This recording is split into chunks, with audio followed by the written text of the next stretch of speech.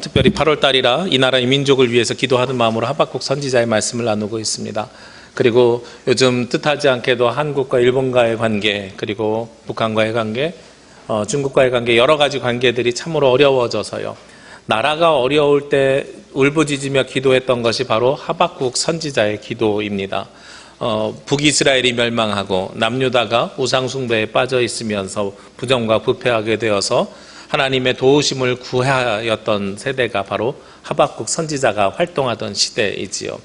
오늘 말씀 3장 1절에 보면 우리가 잘 알지 못하는 단어로 말씀이 시작이 됩니다.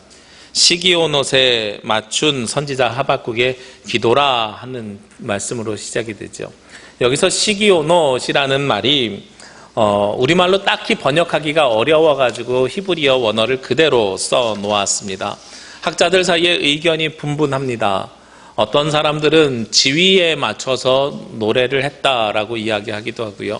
어떤 사람들은 운율에 맞춰서 부르는 노래라고 하기도 합니다. 그런데 의견이 팽팽하지만 약 60%가 넘는 신학자들이 이 시기온옷을 어떻게 해석하냐면 슬퍼서 부르는 노래 이렇게 이야기하는 거예요. 오늘 이 하박국서 말고 한 군데 더 나오는데 이 단어가 시편 7편에 나옵니다. 그래서 아마도 하박국 선지자가 북이스라엘의 멸망을 보면서 그리고 남유다가 부정과 부패하는 것을 보면서 너무나도 슬퍼서 애가로 예레미야 애가처럼 슬퍼서 부르는 노래 아닐까 하는 거죠. 그런데 이 말씀을 보면 이 노래에 슬퍼 부르는 노래에 맞추어서 무엇을 했다고 이야기하냐면 기도를 했다 하고 있습니다. 우리가요 하나님 앞에 기도를 하는 것이 참 여러 가지 방법이 있지요. 통성으로 하는 기도가 있고요, 침묵으로 하는 기도가 있고요, 방언으로 하는 기도가 있습니다. 그리고 앞에 나와서 글자로 써가지고 문자로 써서 우리가 하나님 앞에 정제된 기도를 드리기도 합니다. 그리고 요즘은 관상기도라 그래서 내 마음속에 깊이 있는 기도를 드리는 것, 이게 사실은 새로 나온 게 아니에요. 한국 기독교가 그동안 도외시하고 있었던 것도 2000년의 기독교 영성사 속에서 녹아져 있었던 기도의 관상기도입니다. 그래서 제가 그 기도를 한번 찾아봤어요. 기도를 찾아보다 보니까 기도의 깊이에 대해서 영성가들이 8단계를 해놨더라고요. 그래서 관상기도 이 정도로 들어가게 되면 방언기도가 한 3단계 정도의 깊이라면 관상기도는 약 4단계 정도의 깊이 이렇게 이야기하는 거죠. 근데 우리가 1단계의 기도 가운데서 내가 하나님 앞에 대화하듯이 이야기하는 것이 바로 1단계의 기도인데, 그런데 그렇게 대화하듯이 기도하다가 기도가 잘 나오지 않을 때가 있어요. 기도가 잘 나오지 않을 때 제가 여러분에게 작년인가요? 오후 예배 설교를 통해서 찬송가를 설교한 적이 있거든요. 그때 여러분에게 요청드린 것이 무엇이냐면 기도가 잘 나오지 않을 때는 찬양을 읊조리셨으면 좋겠어요. 그래서 그 찬양이 기도가 됩니다 하고 말씀을 드렸던 기억이 납니다. 오늘 하박국 선지자가 시기온옷에 맞춰서 기도를 드리는 것도 같은 개념이라고 보시면 돼요. 하나님 앞에 너무나도 기도하고 싶은데 기도가 잘 나오지 않을 때에 찬양에 맞춰서 기도를 드리는 거죠. 제가 요즘 입에서 계속 읊조리면서 찬양하는 찬양이 하나 있습니다. 오후 예배 때 부르는 찬양인데요. 오늘 이곳에 계신 성령님, 이 찬양의 가사에 어떤 가사에 제가 마음의 은혜를 받냐면 주님보다 앞서지 않고 겸손하게 주님의 말씀을 기다리니 하는 그 가사를 계속해서 읊조리면서 다녀요. 요즘 세대를 보다 보니까 많은 교회들의 문제가 생기게 되고 대부분의 문제가 교회 지도자들, 특히 목회자들을 통해서 많이 발생이 되더란 말이에요. 그래서 제가 늘 조심하고 있지만 그럼에도 불구하고 지금도 읊조리는 것이 뭐냐면, 과연 내가 지금 목회하고 내가 지금 말씀을 전하고 내가 사역하는 이 일이 내 뜻인가 하나님의 뜻인가, 이게 굉장히 궁금한 거예요. 그리고 항상 어렵고요, 항상 이 분별이 쉽지 않은 일입니다. 목회자가 원하는 대로 교회로 끌고 가는 것이 아니라 하나님의 뜻에 합당하게 교회가 나아가야 되거든요. 근데 늘 제가 경계하지만, 그래서 조심하려고 하지만 이게 내 생각인가 하나님께서 주신 생각인가가 늘 헷갈린단 말이에요. 그래서 요즘도 그런 고민을 하고 있는데, 그래서 그런지 몰라도 주님보다 앞서지 않고 겸손하게 주님의 말씀을 기다리니 하는 찬양을 걸어다닐 때마다 계속 읊조리면서 다녀요. 혼자서 운전할 때도요. 이게 저에게 지금 가장 커다란 기도 제목 중에 하나이거든요. 그런 것처럼 우리가 하나님 앞에 기도할 때 찬양의 가사로 찬양을 읊조리는 것도 기도의 또 다른 모습 중에 하나입니다. 그러면서 오늘 하박국 선지자는 2절부터 사실 15절까지가 하나님 앞에 드리는 기도입니다. 그런데 3절부터 15절까지의 내용을 어디에 축약해 놓았냐면 2절에 축약해 놓았어요. 그래서 축약해 놓았는데 그 2절의 기도가 짧은 한 절이지만 세 가지의 기도가 이 안에 녹아져 있습니다. 첫 번째 기도는 어떤 기도냐면 먼저 2절에 보니까 여호와여 내가 주께 대한 소문을 듣고 놀랐나이다 하고 이렇게 기도를 합니다. 그런데 제가 오늘 말씀을 보면서요, 오늘 말씀은 특별히 우리 성도님들이 세번역 성경으로 말씀을 보면 훨씬 더 은혜가 되겠다 싶은 생각이 들어요. 왜냐하면 이 기도문 자체가 노래다 보니까 시적인 표현이거든요. 시적인 표현이니까 우리에게 명확하지가 않은 거예요. 그런데 세번역 성경은 좀 풀어서 써서 명확하게 이야기를 하고 있는데 뭘 이야기하냐면 주님, 내가 주님의 명성을 듣습니다. 주님께서 하신 일을 보고 놀라고 있습니다. 이렇게 표현하는 거예요. 이것은 무엇이냐면 과거 하나님께서 우리 가운데 역사하셨던 그 하나님의 놀라움을 내가 기억하고 있습니다 하는 거죠. 그래서 오늘 기도에는 사실 세 가지 시제가 들어가 있습니다. 과거와 현재와 미래가 들어가 있는데 오늘 이 하박국 선지자의 2절의 기도의 첫 번째 기도는 무슨 기도냐면 과거에 하나님께서 우리 가운데 보여주시고 이루어주신 일들에 대한 감사의 기도를 드리는 거예요. 그래서 그 뒤에 보면 3절부터요 6절까지 계속해서 나오는 게 하나님은 어디서부터 오셨고 영광이 있고 그 광명이 햇빛 같고 쭉 그 설명을 해요.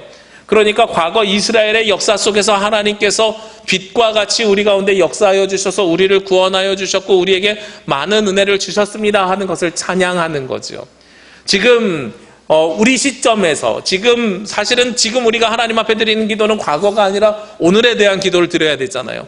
근데 오늘의 기도를 드리면서 우리도 무엇을 기억해야 되냐면 하나님께서 이 일본과의 상황, 중국과의 상황, 북한과의 상황 속에서 그리고 경제가 어려운 상황 속에서 하나님께서 과거에 이 대한민국에 어떻게 역사하셨는가 하는 것에 대해서 우리가 한번 살펴봤으면 좋겠어요.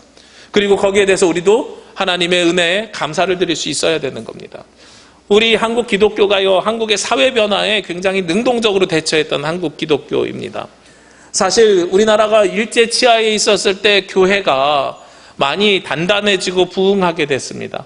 그렇게 했던 이유가 무엇이냐면 그 시절에 한국 교회가 하나님 앞에 드렸던 기도가 무엇이냐면 하나님, 이 나라 이 민족을 일본 식민지에서 해방시켜 주옵소서 하는 기도를 드린 거거든요. 오늘 하박국 선지자도요, 과거에 보여주신 일뿐만 아니라 오늘의 일을 기도하는데 오늘의 일이 무엇이냐면 여호와여 주는 주의 일을 이 수년 내에 부흥하게 하옵소서 하고 기도를 해요. 주의 일을 행하시는데 수년 내에 부흥하게 하옵소서. 제가 그래갖고 이 말씀을 제가 어떻게 오해하고 있었냐면 하나님 가까운 미래에 우리 교회를 부흥시켜 주옵소서 이런 개념으로 제가 받아들이고 살았어요. 그런데 히브리어 원문을 보고요, 세번역 성경을 보다 보니까 어떻게 번역되어 있냐면 주님의 일을 우리 시대에도 새롭게 하여 주옵소서 이렇게 말씀이 되어 있는 거예요. 그러니까 하나님 지금 시대에, 그러니까 아까 말씀드렸던 기도는 과거에 대한 기도면 지금 시대에 우리의 삶 가운데 주님의 일을 보여주셔서 나를 새롭게 하여 주옵소서 이렇게 말씀하시는 거죠. 생각해보니까 이게 맞아요. 뭐가 맞냐면 우리가 부흥을 위해서 기도하는 건 숫자가 많아지는 것을 위해서 기도하는 거잖아요. 그런데 숫자가 많아지는 걸 하나님께서 원하시는 게 아닙니다. 그런데 하나님의 역사하심이 이 땅에 나타나서 우리의 영이 새롭게 되면 숫자가 늘어나는 건 자연스럽게 따라오는 일들이에요. 그러니까 주님의 일로 인하여서 우리가 새롭게 되는 것이 먼저 기도가 되면 그 다음에 부흥은 자연스럽게 일어나는 일이죠. 아까 제가 일제시대를 이야기했는데 일제시대로 다시 돌아가서 보면 그 시절에는 무엇이 가장 중요한 기도 제목이었습니까? 무엇이 새롭게 되기를 원해요? 이 나라 이 민족이 일본 식민지에서 해방되는 것이 그때의 새롭게 되는 일이었습니다. 그래서 그때 하나님의 역사심이 이루어져서 진짜로 우리가 해방이 되었죠. 그리고 나서 1950년에 한국전쟁이 터진 다음에요, 60년대 70년대 한국 교회는 새로운 기도를 하기 시작합니다. 어떤 기도를 하기 시작하냐면 경제적으로 배고프고 어려움에서 해방되는 것을 기도합니다. 그 시절에는 전쟁 후에 폐허가 돼 있어서 우리가 아무것도 없었는데 이 경제적으로 어려운 이 시기에 주님의 일을 우리에게 보여주셔서 우리를 새롭게 하여 주옵소서 하면서 교회가 기도하고 그 교회의 기도에 맞추어서 이 나라 이 민족이 경제적으로 부흥 발전 성장을 하게 됩니다. 그리고 80년대에 들어서게 되면서요, 그때는 한국 사회가 무엇을 요청하냐면 우리가 직접 투표를 하면서 민주화된 세상을 요청하게 되지요. 그러니까 한국 교회도 하나님 우리를 위해서 민주화, 정치적인 해방을 요구하여 주옵소서, 이루어 주옵소서 하고 요청하게 되는 거예요. 제가 가만히 보니까요, 주님의 일이 이 땅에 이루어짐을 통해서 우리 가운데 무슨 일이 벌어지게 되냐면 해방의 역사가 이루어지게 되더라 하는 겁니다. 참 안타까운 일 중에 하나가 이 해방이라는 단어가 굉장히 좋은 단어인데, 얽매였던 곳에서 풀려나는 것을 해방이라고 하는 건데, 우리가 이 해방이라는 단어를 잘 못 썼어요. 왜냐하면 좋은 단어는 참 왜 나쁜 사람들이 먼저 쓰는지 모르겠어요. 북한이 우리나라 전쟁을 일으키면서 인민해방군 해가지고 해방이라는 단어를 쓰면 북한에 대한 이미지가 있어서 한동안 못 쓰게 했죠. 이거는 뭐 북한뿐만 아니라 교계에서도 마찬가지지요. 제가 참 어느 날 지나가면서 간판을 보다가 하나님의 교회 굉장히 은혜로웠어요. 하나님의 교회 굉장히 은혜로운데 알고 보니까 이단인 거예요. 그리고 우리가 꿈꿔야 되는 세상이 요한계시록에서 어떤 세상을 이야기하냐면 하나님 나라를 새하늘과 새 땅으로 표현합니다. 너무 좋아요. 새하늘과 새 땅. 이걸 한자로 보니까 신천지예요. 이것도 이단이 쓰고 있어요. 참 희한하게도 좋은 말은 다 나쁜 사람들이 먼저 갖다 써요. 교회에서도 좋은 말은, 교회는 당연히 하나님의 교회여야 되는데 지금 하나님의 교회라고 하면 이단이 되는 거잖아요. 그런 것처럼 이 땅에 새하늘과 새 땅이 이루어져야 되는데, 하나님의 은혜 가운데 새하늘과 새 땅이 이루어져야 되는데 신천지가 이루어져야 됩니다 하면 이게 이단이 되는 거잖아요. 마찬가지입니다. 이 해방이라는 단어가 사실은 굉장히 좋은 단어예요. 왜냐하면 우리가 더 이상 죄의 자녀가 아니라요, 하나님의 자녀로 죄에서 얽매였던 곳에서 풀려나는 것이니까 우리는 해방되어야 되거든요. 예수 그리스도로 인해서 해방되는 삶을 살아야 됩니다. 로마서 8장 1절 말씀에 보면 죄와 사망의 법에서 생명의 성령의 법으로 해방되었음이라 하고 말씀하고 있어요. 우리가 하나님의 구원을 받기 위해서는 이 죄와 사망에서 생명의 성령으로 해방되어야 그 일이 가능합니다. 그래서 과거에는 어떠한 역사가 우리 가운데 이루어졌냐면, 일제에서 해방됨을 통해서 하나님께서 한국 기독교의 은혜를 부어주셨고요, 경제의 해방을 통해서 하나님께서 한국 기독교의 은혜를 주셨고요, 정치적인 해방을 통해서 한국 기독교의 은혜를 베풀어 주셨습니다. 그런데 요즘 세대를 보니까요, 갑자기 인원이 줄어드는 세대가 있는 거예요. 교인들의 구성원들을 보면 우리 교회도 마찬가지고 한국 교회가 대부분 평균이 그런데 가장 많은 구성원들이 60대, 70대입니다. 60대, 70대가 한국 교회 가장 많은 구성원을 차지하고 있고요. 그 다음이 50대예요. 그리고 40대부터 급격하게 줄어듭니다. 그리고 30대, 20대는 갈수록 더 없어요. 최근 나온 통계를 보니까 20대가 교회를 다니고 있는 비율은 4%가 안 돼요. 한국 기독교의 평균이 19.8%라고 하는데 4%만, 20대 4%만 다니고 있으면 이 19.8%를 이루기 위해서는 60, 70대는 더 많은 비율이 다니고 있는 거죠. 왜 갑자기 40대부터 교회가 줄어들었을까 보았더니, 이 앞에는 이 세대에 맞춰서 하나님께 부르짖었고 기도했고 세대와 함께 살았던 것이 교회입니다. 그런데 아까 제가 80년대까지 이야기했잖아요. 근데 90년대를 접어들기 시작하면서요, 그 세대와 교회가 간극이 벌어지기 시작했어요. 90년대에서는 무엇의 해방이 이루어져야 되냐면 정치적인 해방도 아니고 그 앞에 있었던 경제적인 해방도 아닙니다.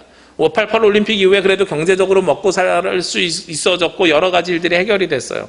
90년대 되면서부터는 무엇의 해방이 이루어져야 되냐면 전체주의에 대한 해방이 이루어지기 시작합니다. 왜냐하면 당시의 문화적인 현상을 보니까요, 굉장한 다양성들이 대두되기 시작했어요. TV 방송 채널을 보니까요, MBC하고 KBS 두 개 있던 채널이요, 90년대 초반에 SBS 민영방송이 생겨요. 그리고 95년에 케이블 TV가 생겨요. TV 채널이 수백 개로 늘어나요, 순식간에. 그러니까 굉장히 다양한 것, 개인이 필요한 것들을 가져갈 수 있게 하는 거죠. IT요. IT가 발전합니다. 이전에는 특정한 엘리트 계층이 쓰던 PC 통신 문화에서 인터넷이 깔리고 PC방이 생기면서 누구나 사용할 수 있으면 누구나 검색이 가능한 인터넷 세상이 열립니다. 그래서 개인이 정보를 다 취득할 수 있는 세상으로 바뀌게 되죠. 우리가 통신하는 통신기기도 바뀌었습니다. 전에는요, 90년대 초만 하더라도요, 제가 기억할 때 어떤 TV 광고가 있었냐면 무선 전화기 TV 광고가 있었어요. 이렇게 벽돌만한 무선 전화기를 가지고선 900MHz에서 1층에서도 2층에 1, 2층을 왔다 갔다 해도 끊어지지 않고 통화할 수 있어요. 어디서나 통화할 수 있어요. 이런 게 그때 막 90년대 초에 나오기 시작했단 말이에요. 그런데 얼마 지나지 않아서 뭐가 오기 시작했어요? 우리가 삐삐라는 걸 어르신들 기억하지만 달고 다니기 시작했어요. 삐삐는 무엇의 시작이냐면 통신수단의 개인화가 시작이 됩니다. 내가 개인적으로 연락을 받아서, 전에는 전화를 어떻게 받아야 돼요? 집으로 오면 엄마가 받아서 바꿔주는 거예요. 학교 갔다 집에 오면 성진아 누구에게 전화 왔었어? 이렇게 전달해주고 공동체가 전화기를 소유하고 있었어요. 그런데 삐삐라는 게 생기면서 개인에게 연락이 오는 걸 그래도 공동체성이 남았죠. 공중전화나 집전화를 통해서 연락을 했습니다. 그러다가요 90년대 후반에요 PCS 폰이 나오면서 98년도부터 전화기가 한 사람한테 하나씩 손에 쥐어지기 시작을 합니다. 그러니까 공동체가 가지고 있었던 것에서 이제는 파편화되고 철학적으로는 포스트 모던이라 그래서 개인주의와 한 사람 한 사람 개인의 인격이 존중되는 세상으로 바뀌었어요. 근데 그때부터 교회가 세상이랑 분리되기 시작합니다. 왜 분리되기 시작하냐면 교회는 무엇을 중심으로 돌아가냐면 주일날 한 번 있는 예배를 중심으로 돌아가게 되는 거예요. 지금은 우리 교회가 1부, 2부 예배를 드리면서 조금 다른 형식의 예배를 드리고 있긴 한데 그런데 하나로 뭉쳐지게 됩니다. 교회는 하나를 유지하는데 세대는 문화적으로 굉장히 다른 것들을 요구하는 거죠. TV 채널이 많아진 것처럼. 전에는 엄마가 KBS 드라마를 보면 온 식구들이 다 볼 수밖에 없었는데 이제는 각자 보고 싶은 것들을 채널을 통해서 찾아볼 수 있게 되는 세대가 된 것이 90년대의 시작이거든요. 그러니까 문화적으로 이렇게 바뀌고 어른 세대와 젊은이들의 세대의 문화 코드가 달라졌는데 그것을 계속 하나로 유지해 온 것이 바로 교회예요. 그때부터 교회가 멀어지기 시작한 거죠. 개인적으로 집안에 장례가 있어가지고 한 두어 주 전에 장례를 치르는데요. 어렸을 때 교회를 같이 다니던 친구들이 장례식장에 찾아왔습니다. 근데 참 안타까운 것들이요. 그 친구들 중에 3분의 1은 교회를 가끔 나간대요. 그래서 그 가끔이 얼마야? 그랬더니 한 2, 3년에 한 번이래요. 안 나가진 않는데 그리스도인이라고 생각하는데 2, 3년에 한 번 나간대요. 지금 40대들인 거예요. 그리고 그 중에 3분의 1은 본인들도 가끔 나간대요. 너는 가끔이 얼마야? 그랬더니 2, 3달에 한 번 나간대요. 그리고 나머지 3분의 1은 나도 가끔 나가. 그러는데 그 가끔이 넌 언제야? 그랬더니 한 달에 한 2번 나간대요. 이게 너무 속상한 거예요. 어렸을 때 같이 교회 다니던 친구들이 왔는데 2, 3년에 한 번, 2달에 한 번, 2, 3주에 한 번 이런 식으로 다니는 거예요. 내가 그리스도인이지만 교회에 나가지 않아요. 그러면서 그 친구들이 하는 얘기가 뭐라고 이야기하냐면 형 혹은 뭐 이제 성실아 이러면서 하는 이야기가 뭐라고 이야기하냐면 근데 왜 교회는 안 변해? 이런 이야기들을 해요. 우리는 변했는데 왜 교회는 안 변해? 이러는 겁니다. 제가 부교육자 시절에요. 육지에 있을 때 교육 목사를 하는데 해가 바뀌면서 교육부장님이 바뀝니다. 장로님들이나 혹은 집사님들이 이제 큰 교회니까 계속 바뀌거든요. 부장님들이 순환보직처럼 한 3년 하시고 움직여 가시는데 어떤 때는 바뀌게 되면 굉장히 곤혹스러울 때가 있어요. 뭐가 곤혹스러우냐면 한 분이 오셔가지고 새로 된 교육부장님이 목사님 성탄절 예배 때 보니까 아이들이 찬송가 부를 때 입을 안 벌려요. 교회학교에서부터 교육이 잘못돼서 그래요. 교회학교에서부터 찬송가를 부르게 합시다. 대부분 그런 이야기를 하면 젊은 목사님들 펄쩍 뛰면서 반대합니다. 근데 이제 저도 반대를 계속 해오다가 하도 요구가 심해서 어쩔 수 없이 그러면 그렇게 하십시다 하고서는 해봤어요. 문제는 그 다음에 무슨 문제가 생기냐면 아이들이 찬송가를 불러서 대예배 부르게 하겠다는 것이 그분들의 목적인데 애들이 그 다음 주부터 교회를 안 나와요. 희한해요. 자기들이 찬송가 때문에 안 나옵니다라는 말은 안 해요. 그런데 왠지 모르겠는데 예배 드리는 것이 힘들어요 라는 이야기를 하는 거예요. 아이들이 만나보면. 뭐가 안 맞기 때문에 그래요? 문화적인 코드가 맞지 않기 때문에 그런 거예요. 세상은 어떻게 변했냐면 그때부터 문화적인 다양성을 이렇게 허용하기 시작합니다. 그래서 그때부터는 무엇이 등장하냐면 중소기업보단 대기업이 잘 될 수밖에 없고요. 멀티 컴플렉스가 생겨요. 영화만 하더라도요. 전에는 대한극장이나 서울의 무슨 뭐 서울극장이나 이렇게 어느 극장에서 뭐가 상영하는지를 보고선 찾아서 갔는데 이제는 아무 극장이나 가서 거기서 열리는 1, 2, 3, 4, 5, 6관 중에 하나의 예배를 드리면 됩니다. 그렇죠? 다양성이 이렇게 존중되는, 그래서 같은 공간에서 여러 개의 영화가 상영되고 있는 것이 90년대부터 벌어진 일이란 말이죠. 근데 교회는 아직도 무엇을 유지해 가고 있어요? 하나, 이걸 유지해 가는 겁니다. 그러면서 2000년대가 되면서 세대가 또 변화가 일어나기 시작합니다. 어떤 세대로 바뀌기 시작하냐면 2000년대가 되면서요, 융합과 통섭의 세대가 돼요. 이게 90년대에 하나씩 개인이 존중되는 파편화된 세상으로 갔더니 굉장히 전문성이 이루어질 줄 알았더니 전문성이 이루어지는 것이 아니라 한 사람이 두 가지 이상의 일을 할 수 있는 사람이 각광을 받는 거예요.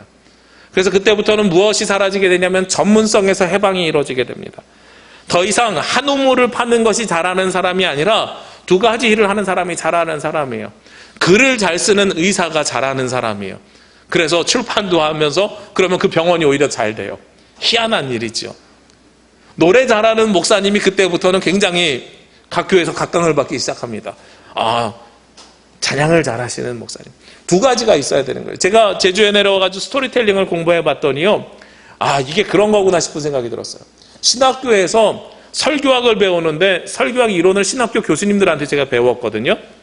근데 글 쓰는 방법은 안 배웠단 말이에요.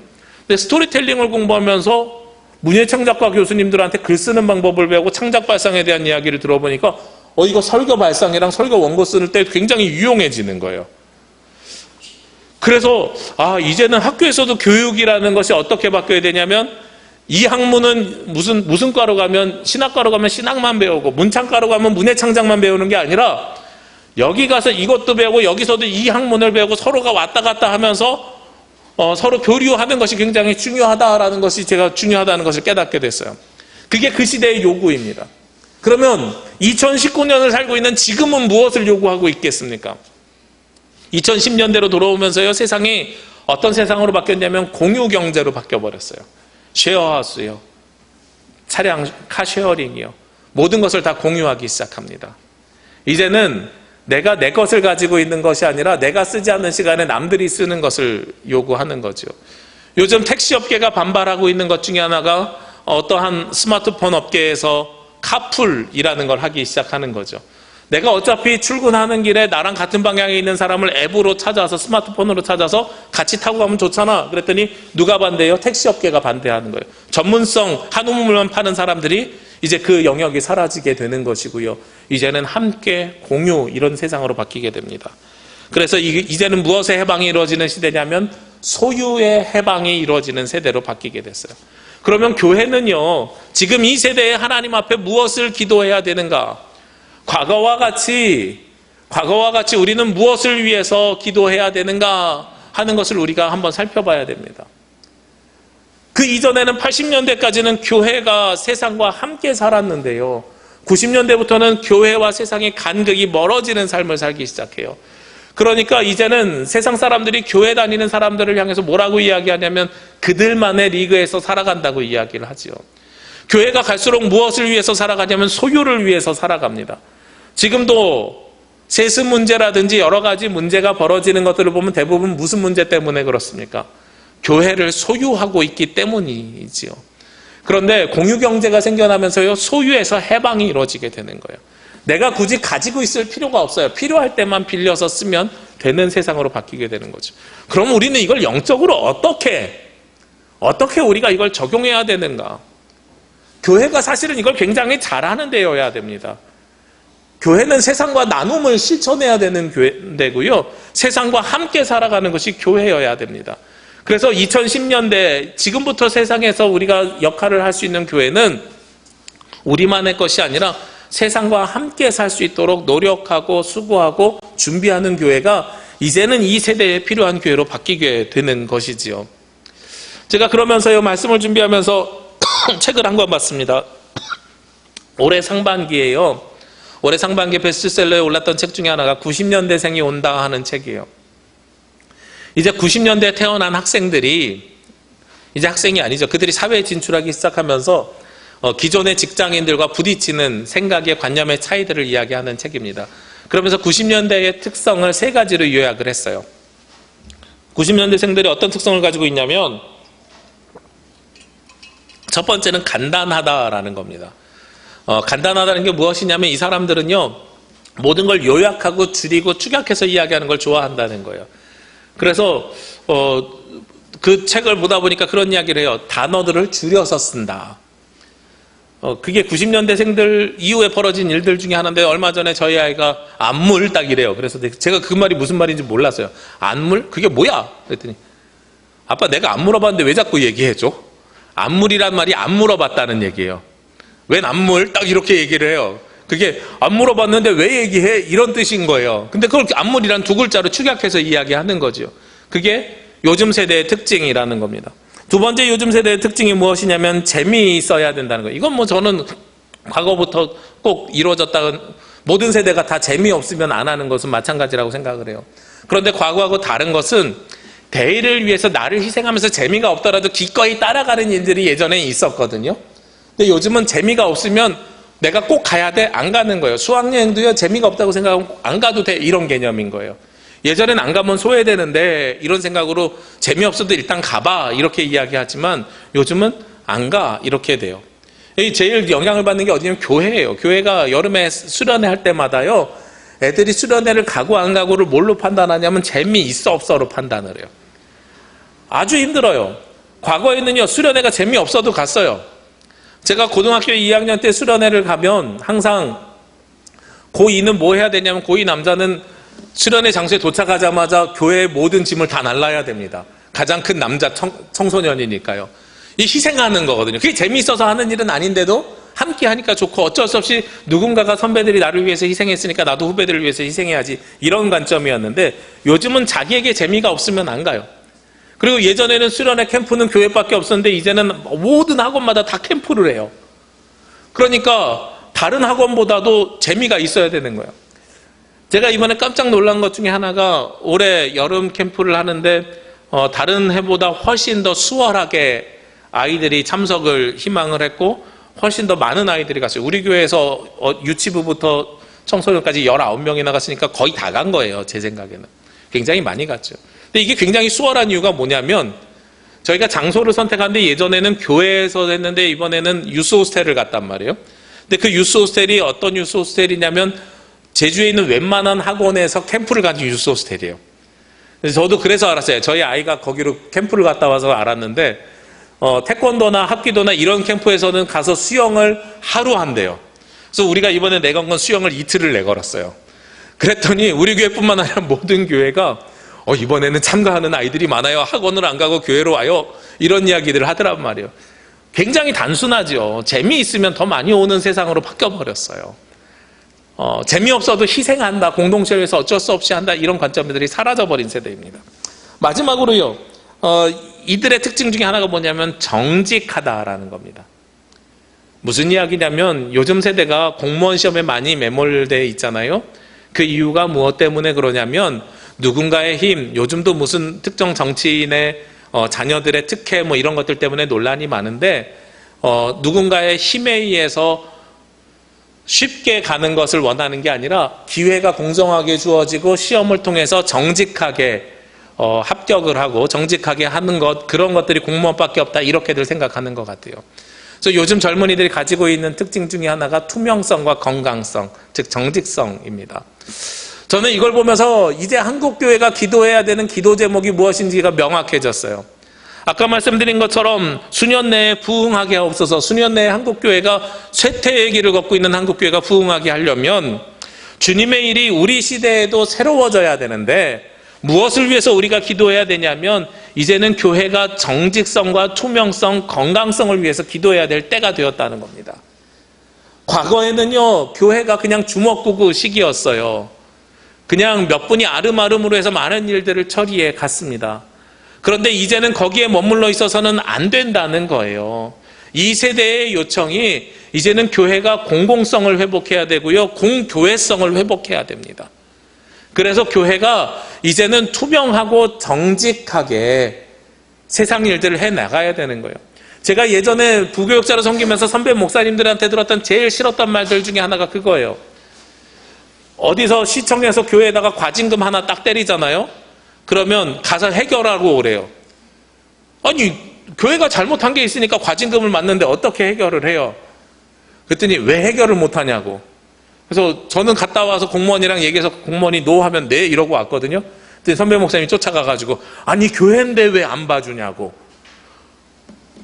아니 왜 교회인데 봐줘야 되지? 제 마음속에 이렇게 드는데 과거에는 그게 통했던 거예요. 교회는 어려운 데고, 교회는 어려운 사람들을 돕는 데고, 교회는 청빈한 데고, 교회는 깨끗한 데고, 그러니까 교회는 혜택을 주세요. 그래서 우리나라가 교회가 많은 혜택을 받았어요. 면세를 많이 받았죠. 목회자도 세금 면세를 많이 받았고요. 교회가 고유 목적을 위해서 지금도 건물을 사면 세금이 면제가 됩니다.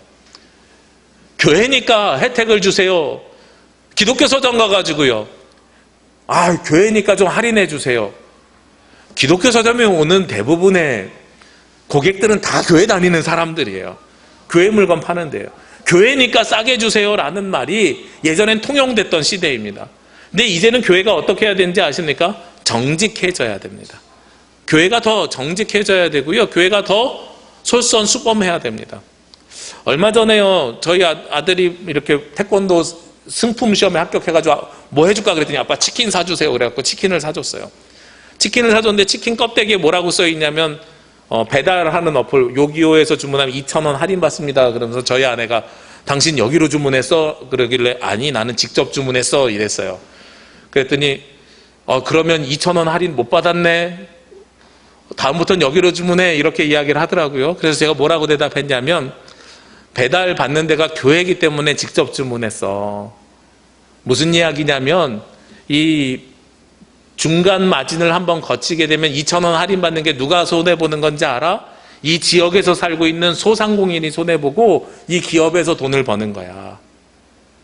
그러니 교회는 어디를 위해서 살아야 되냐면 지역의 소상공인을 위해서 사는 게 맞는 것 같아. 교회에서 주문시켰는데 내가 2,000원 때문에 2,000원 아끼기 위해서 교회 이름이 교회니까 할인해 주세요라는 것과 똑같아지면 어떡하겠어. 그들이 살아야지. 이 지역에 있는 상권이 살아야 교회도 살지라고 제가 대답을 했어요. 언제 제가 경험했냐면 제가 부목사 안수를 처음 받았던 약 12, 13년 전에요. 사역했던 교회가 교회 시장통이 있었던 교회예요. 소상공인들이 정당하게 돈을 주고받는 것에 대해서 굉장히 감격하더라고요. 그래서 그때 사역했던 그 교회에서 벌였던 운동 중에 하나가 뭐냐면 우리가 교인인 줄 동네 사람들이 다 아니 교회가 어디 가서 절대로 깎아주세요, 할인해주세요 라는 말을 하지 말자.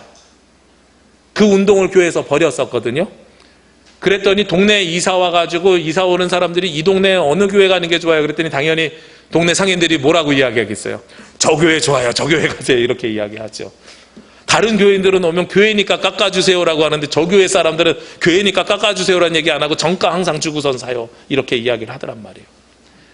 이제 이 세대에 우리 교회가 하나님 앞에 기도해야 될 것은 무엇이냐면 세상과 함께 살면서 교회가 정직해지고 투명해지고 건강해지는 것을 기도해야 됩니다. 그래야 이 교회를 하나님께서 사용하여 주시고요. 이 교회를 통해서 하나님의 일이 이 땅에 이루어지게 되는 거예요. 그것이 주님께서 우리에게 요청하시는 것이고 우리가 이 세대에 기도해야 되는 것입니다. 오늘 이 2절에는 세 가지 기도 제목이 있습니다. 과거와 현재는 지금 말씀을 드렸고요. 마지막으로 미래에 대한 기도가 있는데 미래에 대한 기도는 무엇이냐면 2절의 마지막에 보면 진노 중에라도 긍휼을 잊지 마옵소서라고 기도하는 겁니다. 하박국이요. 하나님 앞에 기도하는데 기도하는 동시에 하나님의 응답이 이루어지고 세상 사람들이 바뀌었으면 좋겠는데 그러지 않는 거예요. 북이스라엘이 멸망하고 남유다가 멸망하게 생겼는데 하나님 앞에 기도하면 하나님께서 역사하셔서 이 사람들이 변화해야 되는데 변화될 것 같지 않아 보이는 거죠. 그러면 하나님의 무엇이 임재하게 되겠습니까? 진노와 심판이 임재하게 되겠죠. 우리가 끊임없이 하나님 앞에 이 세대를 위해서 기도하는데 이 세대를 위해서 기도할지라도 이 세대가 변하지 않을 거란 말이에요. 그런데 하박국은 거기서 무엇을 요청하냐면 하나님, 미래에 하나님 앞에 기도할지라도 세상 사람들이 변하지 않을 수도 있어요. 그럼에도 불구하고요, 하나님, 이들을 심판하시는 것이 아니라 이들에게 긍휼을 베풀어 주시고 자비를 허락해 주세요. 하나님, 그럼에도 불구하고 이들을 사랑해 주세요 하고 기도하는 겁니다. 앞으로 우리가 미래의 일을 장담할 수 없습니다. 지금은 우리가 정직하고 투명하겠다고 하지만 우리도 모르게 부정한 삶을 살아갈 수 있고요. 우리도 모르게 잘못된 인생을 살아갈 수도 있단 말이죠. 하나님, 그럼에도 불구하고 그때에 우리를 긍휼히 여겨주셔서 우리를 버리거나 심판하지 마시고 그때에도 우리를 어떻게 해달라고요? 구원해 주셔서 우리를 해방시켜 주옵소서 하고 기도하는 것입니다. 오늘 세 번역으로 읽으면 어떻게 되냐면 진노하시더라도 잊지 마시고 자비를 베풀어 주옵소서예요. 하나님께서 비록 보시기에 합당하지 못할지라도 우리에게 자비를 베풀어 주옵소서 하고 미래를 위해서 기도합니다. 제가 이 기도를 보면서요, 찬양이 하나가 떠올랐습니다. 부흥이라는 찬양입니다. 이 땅의 황무함을 보소서. 이 가사가요, 이 기도를 그대로 잘 나타낸 것 같아요. 가사가 이 땅의 황무함을 보소서, 하늘의 하나님 긍휼을 베푸시는 주여. 마지막 미래를 위한 기도가 이 기도이지요. 하나님, 이 땅의 황무한 가운데서도 진노하지 마시고 긍휼을 베풀어 주옵소서. 그리고 우리의 죄악을 용서하소서. 이 땅 고쳐주소서. 이제 우리 모두 하나 되어 이 땅에 무너진 기초를 다시 세울 때 우리의 우상들을 태우실, 하나님, 우리의 지금의 우상들을 태워주셔서 어떻게 하라고요? 부흥의 불길이 타오르게 하소서라는 거예요. 저는 이 정직의 영이 우리 가운데 임재하기를 원하고, 건강성과 투명성을 위해서 우리가 기도하면서요, 무엇을 경계해야 되냐면, 이제는 우상을 경계해야 되는데, 무엇이 우상이 되냐면 물질이 우상이 돼요. 제가 세대의 변화를 봤더니 2000년대 이후에 무엇이 이제 주인 노릇을 하고 있냐면, 우상이 주인 노릇, 물질이 주인 노릇을 하기 시작한 거예요. 더 이상 이제는 우리가 일제 식민지나 경제적인 어려움이나 우리의 가난과 고통을 위해서 하나님 앞에 기도해야 되는 것이 아니라, 하나님이 주인 되지 않고 물질이 주인 되고 우상이 주인 되는 것을 위해서 우리가 기도해야 되는 겁니다. 그것을 태워주셔야 우리가 어떻게 돼요? 우리에게 새날 허락이 됩니다. 오늘 이 찬양의 가사에 보면, 오 주의 영광 가득한 새날 주소서. 이 새날이 무엇이라 그랬어요? 이 주의 영이, 주의 일이 행해지는 이 새날이 바로 부흥의 때라고 말씀하고 있어요. 우리가 숫자가 늘어나기 위해서 기도하는 것이 아니라요, 하나님의 본질을 가지고 주의 일을 가지고 새날이 우리 가운데 임하게 되면 부흥은 자연스럽게 일어나게 되는 겁니다. 그를 위해서 이제 교회는 이 세대를 위해서 무엇을 기도해야 되냐면, 정직을 위해서 기도해야 되고요, 그리고 건강함과 투명함을 위해서 기도해야 되고요, 하나님의 뜻이 온전하게 이 땅에 이루어지기를 기도해야 될 줄로 믿습니다. 오늘 하박국과 같이요, 이 세대의 어려움과 어지러움 속에서 우리가 이 나라 이 민족을 위해서 교회가 쓰임받기를, 그리고 하나님의 뜻이 우리를 통해서 임재하기를 기도하는 저와 여러분이 되시길 원합니다. 그렇게 하나님께 기도하고 간구했을 때에, 과거에게 우리에게 은혜 주셨던 그 하나님께서 지금도 역사하시고 앞으로의 인생 가운데서도 진노하지 않으시고 우리에게 긍휼을 베풀어 주시며 은혜를 베풀어 주시며 사랑을 베풀어 주시는 우리 주 하나님이 되실 줄 믿기 원합니다. 함께 기도드리겠습니다. 사랑과 은혜가 충만하신 아버지 하나님, 이 시간 주님 앞에 나와 기도와 간구함을 통해 하나님의 음성을 들을 수 있도록 인도하시니 감사합니다. 주께서 주시는 이 말씀에 따라서 주님의 일이 우리의 시대에도 새롭게 되는 은혜를 허락하여 주시옵소서. 하나님, 우리 시대에도 주님의 음성을 들려주셔서 우리가 무엇을 해야 될지, 무엇을 위해 기도해야 될지, 무엇을 향하여 사역해야 될지를 주님께서 알려주옵시고 주님의 뜻에 따라서 나아가는 자녀들 되게 하여 주옵소서. 저희들 주님보다 앞서지 아니하게 하시고 주님의 말씀을 겸손함 가운데 기다립니다. 하나님, 들려주시고 응답하여 주시고 분별하게 하여 주시옵소서. 이 모든 말씀 예수 그리스도의 이름으로 기도합니다. 아멘.